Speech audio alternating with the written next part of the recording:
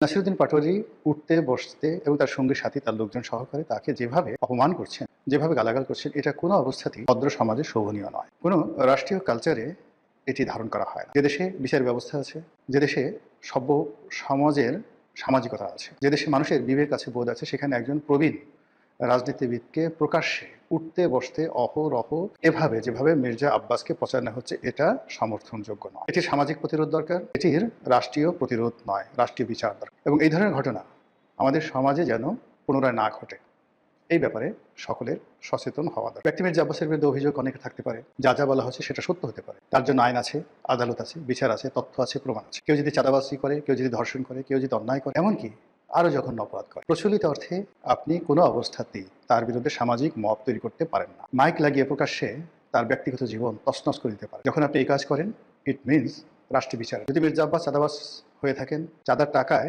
তিনি তার বিত্ত বিলাস বৈভব তৈরি করে থাকেন, সেই মির্জা আব্বাসের চাঁদা দিয়ে যদি বিএনপি চলে, আর এ ব্যাপারে যদি আপনি রাষ্ট্রের কোনো সাহায্য না পান, সহযোগিতা না পান, সেক্ষেত্রে আপনি বড়জোর প্রতিবাদ জানাতে পারেন, বিদ্রোহ করতে পারেন, বিপ্লব করতে পারেন, আন্দোলন করতে পারেন। কিন্তু যেটিকে বলা হয় নুইসেন্স, যেটিকে বলা হয় ইপটিজিং, এটিকে আপনি রীতিমতো একটা পুরুষের জন্য বলাৎকার, ধর্ষণ বলে আপনি আখ্যায়িত করতে পারেন, সেই কাজ করার অধিকার এই সমাজে কারণ। মির্জা আব্বাসের বিরুদ্ধে যারা লেগেছেন, মির্জা আব্বাসের যারা প্রতিদ্বন্দ্বী, তারা হয়তো খুব মজা হচ্ছেন, মুসকে মুসকে হাসছেন যে ঢাকা শহরে দীর্ঘদিন আপনি আধিপত্য দেখিয়েছেন, দীর্ঘদিন আপনার ক্ষমতা ছিল, দাম্ভিকতা ছিল, এখন এই পরিস্থিতি আপনি বুঝেন কত ধানে। কিন্তু এটা শেষ নয়।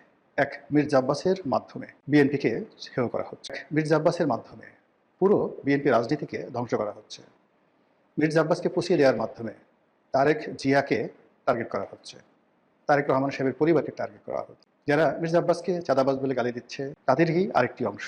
বা তারা কি তারেক রহমান সাহেবকে গালাগাল দেয়নি? তারা কি সালাউদ্দিন সাহেবকে গালাগাল দেয়নি?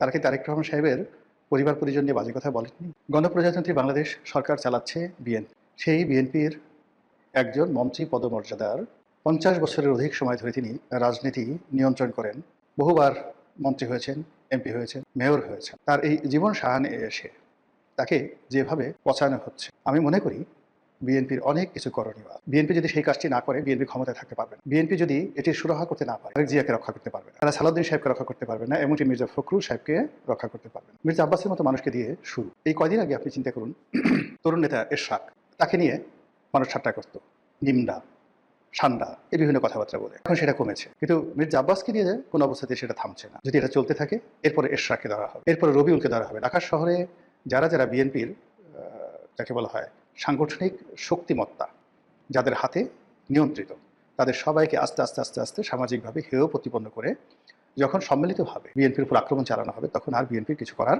সবচেয়ে বড় কথা হলো যে একজন মানুষ, প্রবীণ একজন মানুষ, তিনি এই সমাজে লাঞ্ছিত হচ্ছেন, আমরা সবাই মজা নিচ্ছি। এ যেন আদিমকাল, এ যেন আইএমএ জাহিলিয়াতের যুগ হয়ে গেল। আরে বাবা, দরকার হলে মির্জা আব্বাসকে মেরে ফেল, তাকে জীবন্ত কবর দাও, তাকে পুড়িয়ে মারো, কিন্তু একজন জীবিত মানুষকে এভাবে লাঞ্ছিত করার কোনো অধিকার কোনো সমাজের কোনো ব্যক্তির নেই। অন্যদিকে এই যে মির্জা আব্বাসকে এত অপমান করা হচ্ছে, আমি অবাক হয়ে গেলাম যে বিএনপি একজন শীর্ষ নেতা আজ পর্যন্ত একটা হুমকি দেয়নি, আজ পর্যন্ত একটা ধমক দেয়, আজ পর্যন্ত কোনো ব্যবস্থা গ্রহণ করেনি। বিএনপি রাষ্ট্র ক্ষমতায়, রাষ্ট্র ক্ষমতায় থাকার পর যদি এই অবস্থা হয়, তাহলে রাষ্ট্র ক্ষমতা চলে গেলে কি অবস্থা হবে? এবার রাষ্ট্র ক্ষমতায় থাকতে যদি একজন এত বড় নেতাকে হয়, তাহলে অন্যান্য যারা মন্ত্রী আছেন, এমপি আছেন, তাদেরকে যদি এর সাথেও ন্যাক্কারজনক অপমান, ন্যাক্কারজনক ট্যাগ দিয়ে আজে বাজে কথাবার্তা বলে তাদেরকে যদি লাঞ্ছিত করা হয়, অপমানিত করা হয়, তাহলে কি হবে? মির্জা আব্বাসের একার নয়, মির্জা আব্বাসের যারা বয়সী লোক আছেন তাদের সকলের, আপনার আমার সকলের। মির্জা আব্বাসের ক্ষেত্রে যে ঘটনাটা ঘটছে, সেই ঘটনা আমার ক্ষেত্রে ঘটতে পারে, আপনার ক্ষেত্রে ঘটবে। মির্জা আব্বাসের সঙ্গে আমার ব্যক্তিগত কোনো সম্পর্ক নেই, গত 2-4-5 বছর ওনার সঙ্গে আমার টেলিফোনে কখনো কথাবার্তা হয়, কিন্তু ওনার এই অবস্থা আমাকে ব্যথিত করছে, আমাকে অপমানিত করছে।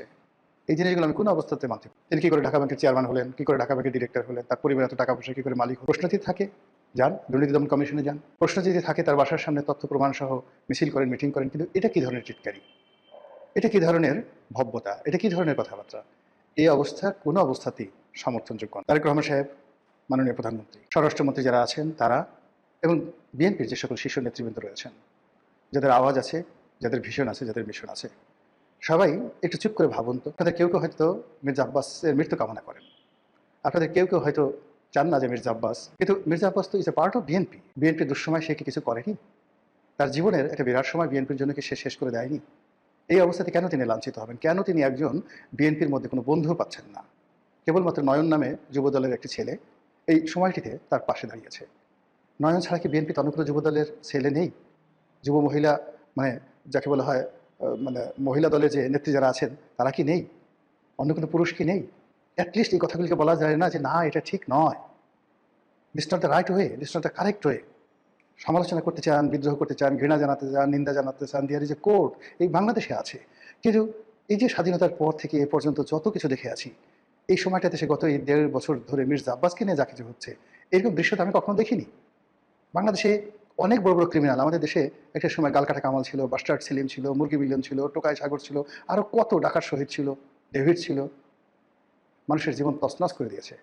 মির্জা আব্বাস কয়টা রেপ করেছে, কয়জনের বাড়ি ঘর লুট করেছে, কয়জনের ডাকাতি করেছে, কয়জনকে। মির্জা আব্বাস কয়জনের বাড়ি থেকে খাওয়া দাওয়া করেছে। আর দেখেন তো মির্জা আব্বাসের ওই বাড়িতে এ যাবৎ কত লক্ষ মানুষ খাওয়া দাওয়া করেছে, তিনি এই জাতির জন্য কী করেছেন, দেশের জন্য কী করেছেন, এটা হিসাব করেন না। এই জিনিসগুলো না করে একটা নেতা তো এমনি এমনি তৈরি হয় না, বহু বছর লাগে, বহু সময় লাগে, কখনো কখনো শতাব্দী লেগে যায়। ওই শাহজাহানপুর এলাকা থেকে শুরু করে যে এলাকাতে একজন মির্জা আব্বাস তৈরি হয়েছে, কই গত ২০০ বছর তো মির্জা আব্বাসের কাউন্টার বা কন্টেম্পোরারি আরেকজনের নাম ওই অঞ্চলের মানুষ জানে না, আমরা তো কেউ ঢাকা শহরে এই নাম জানি না। এটা কি এমনি এমনি চাঁদাবাজির কারণে তো সে আজ এই পর্যায়ে আসছে? এই ঢাকা শহরে তো অনেক নেতা আসছে, কিন্তু মির্জা আব্বাসের টেম্পোরারি তো দ্বিতীয় কোনো নাম আমরা ঢাকা শহরে বলতে পারি না। এটা কেবলই চাঁদাবাজির জন্য, কেবলই বিএনপি রাজনীতির জন্য? তার কি কোনো ভালো কাজ নেই? সেই ভালো কাজগুলো অ্যাপ্রিসিয়েট করার মতো মানুষ যদি বিএনপিতে না থাকে, এই যে মির্জা আব্বাসের যে পতন, এই পতন থেকেই বিএনপির পতন শুরু হয়ে যাবে। মহান আল্লাহ আমাদের সবাইকে হেদায়েত দান করুন এবং হেফাজত করুন। আসসালামু আলাইকুম রহমতুল্লাহি ওয়া বারাকাতুহু।